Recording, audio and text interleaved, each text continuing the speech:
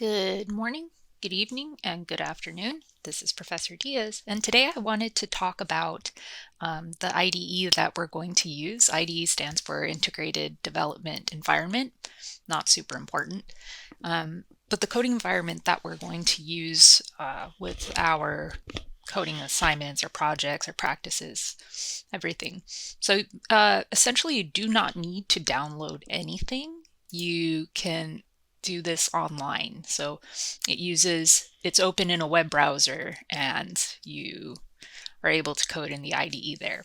So I'm going to go ahead and open a new window so I can show you how to get there. All right.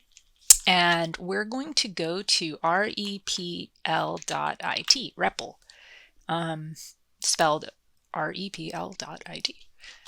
So I hit enter.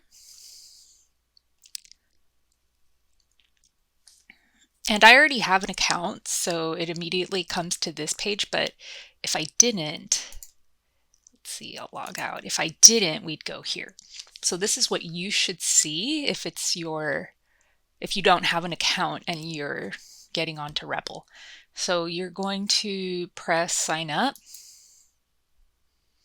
and you want to come up with the username. You also want to use an email that you normally check, because if it's an email that you hardly ever look at, you might run into trouble with the assignments. So go ahead and make an account here.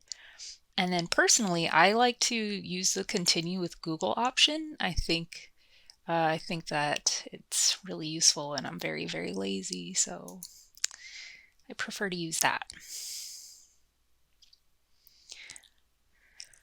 So eventually, when you get to this page, you'll notice that on the left is a menu. You have the home button, templates, and some other items. You can explore these on your own. And then on the landing page, there's some fun projects that other people have performed. Okay. And we don't need you don't need to buy anything. You don't need to use an AI pair or whatever this is. Okay. So if you want to create we'll call them REPLs. If you want to create a REPL, you'll press the create button in the top left, or you can press the plus button on the top right. There's two areas on the screen to create a new REPL. So I clicked on it, and we're going to be coding in Python. So I click on Python. Let me check to see if there's anything else here. No. Okay. And you have a chance to title your REPL if you wanted to organize these so that you can use them as notes. I think that would be a wonderful idea. So keep your titles concise. For us, we're just going to write introduction. And then I'll press create REPL.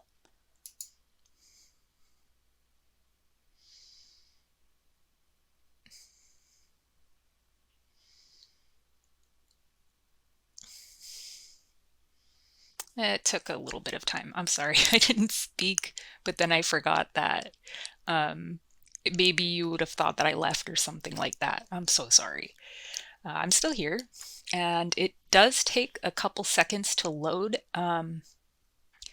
Sometimes it takes a little bit too long, in which case you can press the refresh button up here because, maybe it gets stuck or something like that. But this is on the left, this is going to be your main.py. This is going to be where you code. And on the right is the shell. And the shell is what your code produces. You're going to see outputs here. So mostly our outputs are going to be like text and numbers and items of that sort. So perfectly aligned with the shell. And there's some other items here on the left. I'll let you explore these on your own. There's a lot of them, and not all of them are useful, but if you wanted to explore those on your own, you may. You can create folders here, And since we are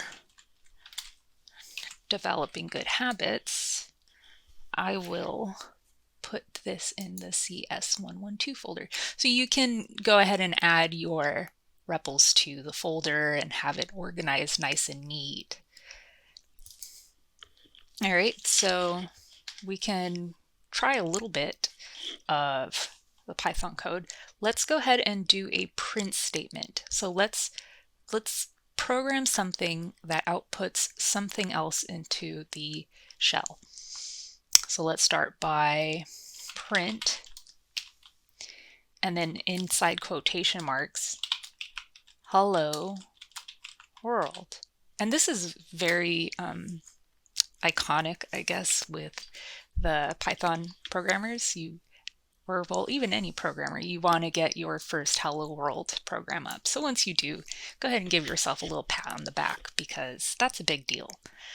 So, so after you finish this, it's in quotation marks, you press the run button, right, located right here in the top center.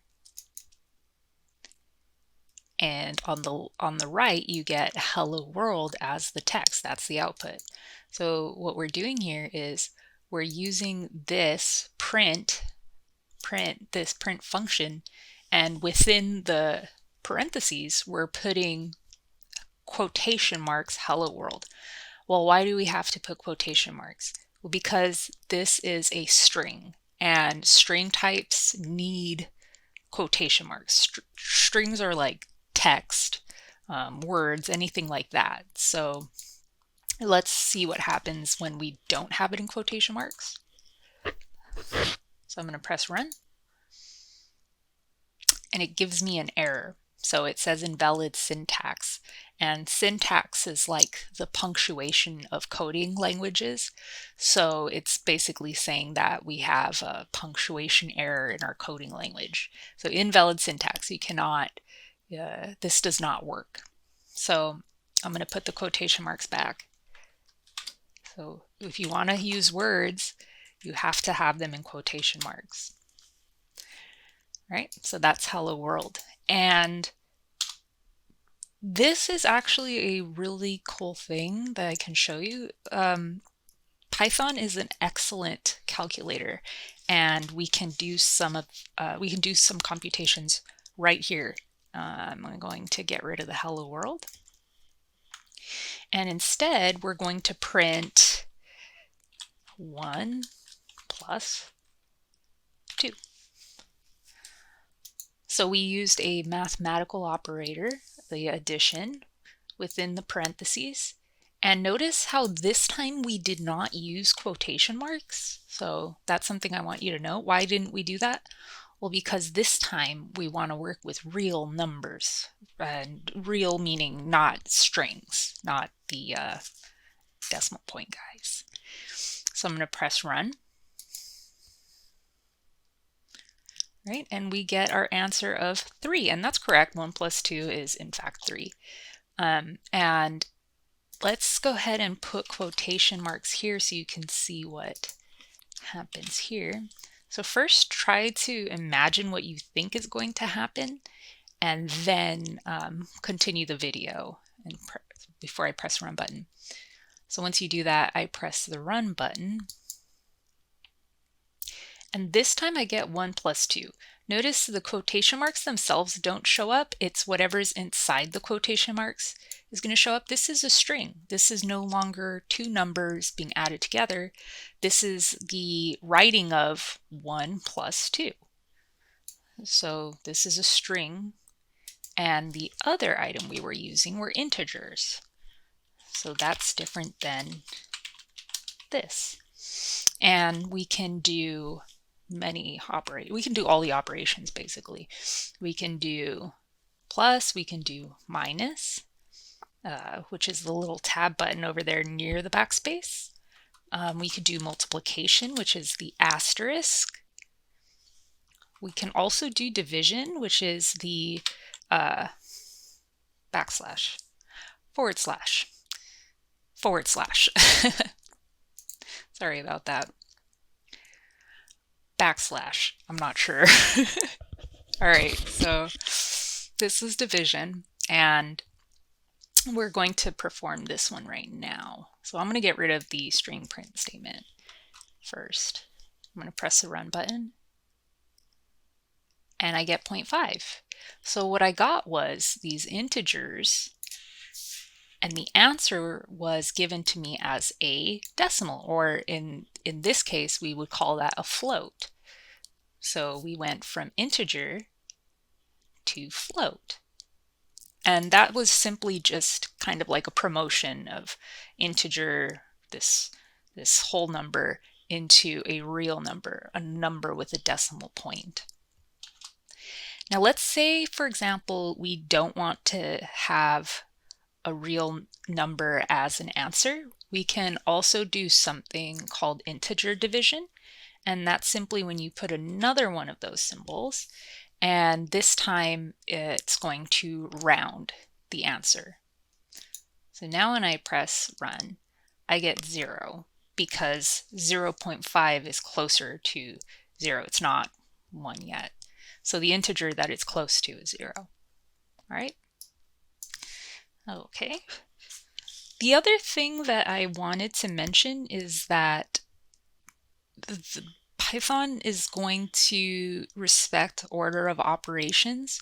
So when you're doing math, let's say 9 times 8, and I put spaces in between these because it makes it more readable. It makes the writing on the screen more readable, and that's everything, especially if you're going to be staring at the screen for long periods of time. It's very important that you make your work less strenuous on your eyes. So I put spaces in between. So 9 times 8 divided by 2. So I'm going to go ahead and run this. 36. That's pretty easy. Let's go ahead and put a plus here, and let's put a minus here. All right. And the answer is negative 67.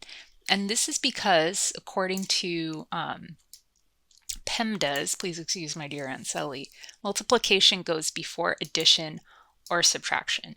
So let's say, for example, we wanted the 3 minus 9 to go first. Then we would use parentheses, because the P, and please excuse my dear Aunt Sally, is for parentheses, and that should go first. So the same rules that you will have in your basic algebra class also apply in Python. That's kind of fun. That's kind of familiar. Now we get negative 46. You can also do parentheses within parentheses. So those would be nested parentheses. Now we're not going to do it here. We don't need to right now, but just keep in mind that you can nest these. And from here, I wanted to kind of work on a short problem with you. I want you to start learning how to think like a programmer. So I have a problem. Suppose you have $20 in your savings. Here, I'll put it up here. And I'll put this as a comment. And a comment has hashtags or pound symbols in front of it. Yep. Suppose you have $20 in your savings. If you win a small lottery and you are gifted with $87 a week for a whole year, then you put this money away. This isn't written correctly. Oh, that's quite embarrassing. So the gist of it is that you have $20 in your savings, and you win a little lottery that gives you $87 every week for a whole year. So if you put the money away into the savings and you don't spend any of it, how much money should you have earned? And the way we're going to solve this, so we have 87, we have $20. So I like to keep numbers handy if I feel like I'm going to forget them. And you can use a comment. This won't run. The comments don't run. They are simply for us, the human, to read and to have notes or explanations within our code.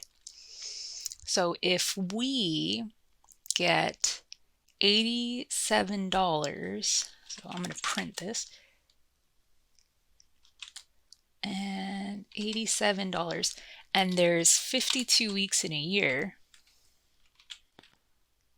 right? And we also add the $20 that we started with, so don't forget that. And even though I don't have to, I still want to use parentheses because this is more immediately recognizable for me, the human, to read. So we're going to have 87 times the 52 weeks plus the $20 that we start with, and this should give us the clear answer. 4544. So the idea is that you want to start learning how to think abstractly, and you want to break a problem down into smaller pieces. So the first part of the problem is the $20, just remembering to attach $20. You start with that. And then the next part is to decide how much money is generated over every week for a year. And you're not given 52 weeks. You need to deduce that there are 52 weeks in a year. Maybe look up the information, or maybe it is something that's common knowledge. But anyway, you would have to start thinking more abstract. And so that's it. That's all I have to show you for now. So you have your print statements, you know how to do some algebra in Python, and we know how to use repl, and we're going to keep using it. So thank you so much for listening, and have a wonderful day.